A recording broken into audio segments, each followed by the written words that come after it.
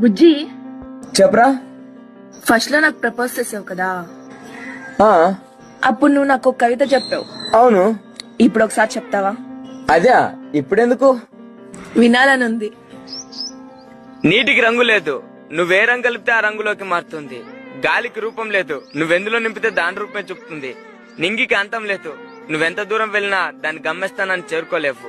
భూగర్భానికి దారి లేదు, నువ్వెలా వెళ్తే అది అలా పోతూనే ఉంటుంది. నిప్పుకు ఓర్పు లేదు, నువ్వెంత ఆర్పినా ఆర్పటం నీ తరం కాదు.